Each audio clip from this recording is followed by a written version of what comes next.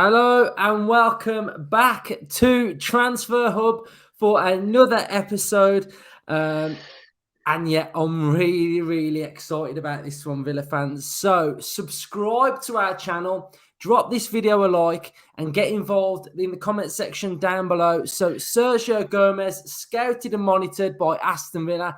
That's now coming out of various sources. So, I'm really excited to bring you some stats and a bit of a player profile on Sergio Gomez. Then, so Justin, how are you doing?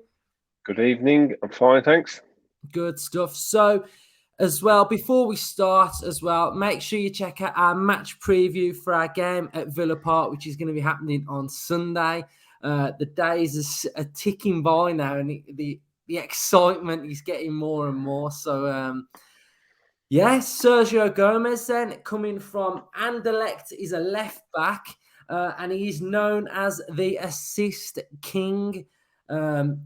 His assists are very. Do you know what? Then what I like about his assists that he does as well is they're not just sort of like lofted balls into the box. They're not just aimless balls that are hit and hope. They are low drilled across the goal. He gets up and down really well.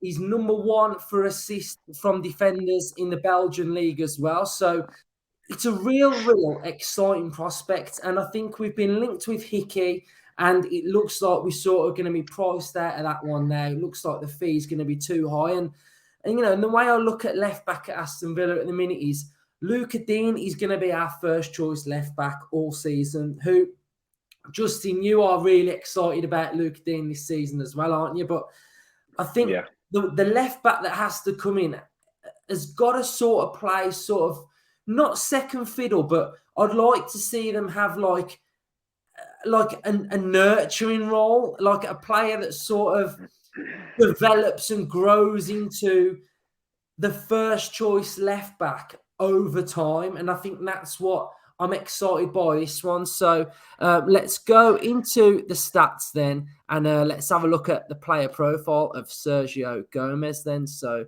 let's just go to the start. So he is 21 years of age. He has a market value of £7.3 million, but I think you'd be looking at not considerably, a little bit higher. I'd probably say he's falling into sort of a £17 million to £22 million bracket there.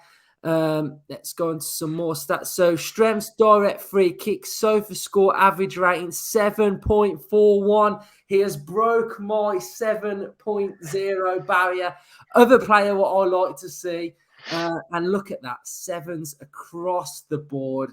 8.3 as a high as well. So really good average ratings for him. He started off at Borussia Dortmund, moving for £2.6 million, and then he is now at Anderlecht.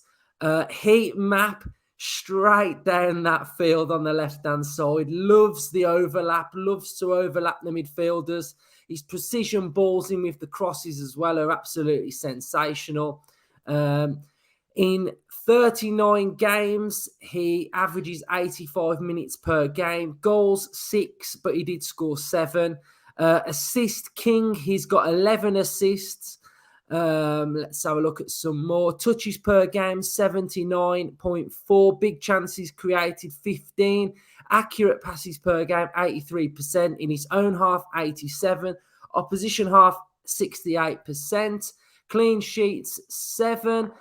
Tackles per game, 1.5. Successful duels won. We've got 55%. Ground duels won, 59%. So, yeah, Justin, welcome. What are you saying? Are you excited as me? I am, to be honest. I didn't know a lot about this lad before. Like a lot of these links that come out of nowhere, and I went away and had a little bit of a look at him and looked at his statistics. And he looks a real prospect, doesn't he? 21 years of age. Grounded at Barcelona and then at Dortmund. Didn't get a lot of game time there, but he was only a young kid. And then he got a break going out on loan to Huesca in Spain, I think that is. He did okay there, and then he got the move to Anderlecht, where he's come on, had an amazing season, a real breakout season for Anderlecht. And that's not hard, not easy to do, is it? As a young kid going into a new club and having such a season as he has, but if you have a quick look at his YouTube highlights, I know you can't always, rely on YouTube highlights to be, really, really realistic and good, but he does, he bombs on forward and 11 assists, he's very, very good going for any player, really. So, but for a left back, he's immense. And to add goals to it as well, which is something Matty Cash is trying to do this season and he has improved, it's a no-brainer, really. And I agree with you. We're not going to go out and break the bank for a top class starting left back because we've got that in Luca Dean. So what we're looking for is a player that can come in, can develop with the squad. The Premier League is undoubtedly a step up from the Jupiter League, the Juniper League, I think, and their league. So he's definitely a step up. He's going to be playing with much better players here, on a bigger stage, and he will get a chance to play, I would think. But I want somebody to come in about his age that can push Luca Dean, and the season he's had, it's been outstanding. So it would be, massively big thumbs up from me to get a player like that in. And I agree again with you that Aaron Hickey's looking priced out of the market, really. I think they're going to ask a lot of money for him. The other one is the Rangers lad Bassi that can play left back or centre half, which I still think would be a good option for us because he can play multiple positions. But we are a bit overloaded now with centre half. So do we want that player that can play in both positions? I think in a way they're hedging the bets a little bit and doing a bit of scouting around, looking at sort of what options are out there. But I like this one. I like the look of it. I like we've been linked with a player like this at his age with his ability. And I think he'll only improve. So if we don't take him, it'll be interesting to see where he does end up and how well he does. But I think it's a big thumbs up from me and a player that I definitely would like to see come in if we are going down that route. Yeah, definitely. I mean, we did an episode as well, if you want to check that back, of sell or keep. And, I don't need to come on here and tell every Villa fan that left back and right back next season is going to be integral to the way we play. With that being said, do I feel like a left back and a right back need replacing Aston Villa? No, I do not. What I feel like we do need is comfortable players, if Matty Cash and Luca Dean get injured, that can come in and we're not sort of worse off. If I'm being brutally honest at the minute, left back, if Luca Dean gets injured, we're very, very light with just Ashley Young, and we can be got at in that area a little bit like if Cash gets injured on the right-hand side. So I think this move for this exciting left back sort of makes a little bit of sense. I don't see us breaking the bank to get a left back, but this sort of exciting deal, it just makes sense to me because if I'm looking at the squad and the balance of the squad, that's an area where I feel probably not as at ease as other areas. Do you get what I'm saying? Yeah, totally. I think there isn't many clubs in England really that can afford to carry two basically starting fullbacks in Chelsea probably one, Man City obviously another one, and even the likes of sort of Liverpool probably, but even them, I don't think they're, which is hard because their two starting fullbacks are so good. There isn't many clubs that can afford to buy and to keep happy really that kind of play. You've got to really be in European football and get the latter stages of most of the cup competitions to allow these squad players to get adequate game time to be happy at a club as well. And I think we've mentioned it numerous times, the 5 substitutions really will come in handy next season to keep a lot of the squad players happy. But I think it makes a lot of sense to have young, hungry, quality backups really. I think Ashley Young is a good option as another year because you just never know when you need those kind of players. He's a good experience. He's good around the place, I would imagine. And if we are suddenly find ourselves with our first and second choice fullbacks out, then he can come in and do a job for a game or two. But overall, we need quality backups.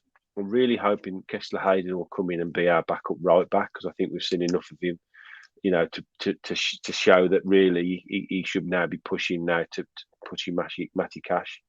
And I see a very similar kind of player in Gomez, really, to him. He's gone and had a brilliant season. He's the right age. You would think he would jump at the chance to come to the Premier League and to play for a club like us. So I think it does tick a lot of boxes. So I think it would be a good signing. Be interested to see, if we do follow through with it and if it is a goer. Yeah, definitely. So it is an exciting one. In other news, Bale has gone. QPR, we knew that. We did an episode yesterday about it, or the day before. Can't remember. We've done that many transfer runs. Too many episodes. I don't know where I am. So Bale's gone. So we're now on the search of a new coach coming in. On Phil McNulty from BBC has said that Xavi Alonso is a no-goer, so that one's not happening. He's also said Suarez is a no-go, so it looks like that one's not happening as well. So those sort of two little rumours have now been squashed. But yeah, so we'll end it there then. Just thought we'd come on, give our little thoughts on Sergio Gomez. Really excited by it. And one thing that I will say is all these players that we are linked with are good players. And that is a good sign of things to come. We're not linked with any old tap that's coming in. It looks like the real deal in every area. So, sometimes if they are just rumours, I'm happy that they are to a certain level and all Villa fans can get on board with it, really. So thank you for watching. Depends whether there's another rumour coming out. We don't know. So we might be back before the weekend. But if not, it will be for our vlog of our game at Villa Park as well. So once our game at Villa Park's done and dusted, I'm going to sort of start ramping up a little bit more different sort of content just from transfer hubs as well. So just at the minute, I feel like we've got that much going on that I can't plan and structure everything. So once our game's finished on Sunday, we'll start doing a bit more content for you all as well. So thanks for watching, and massive news. 102,000 views we got last month, which is insane. So thank you all, and keep it up. And 7,000 subs. And right on the 7,000 subs, so we're on the road to 8K now. So keep up all the views, and up the Villa. Up the Villa.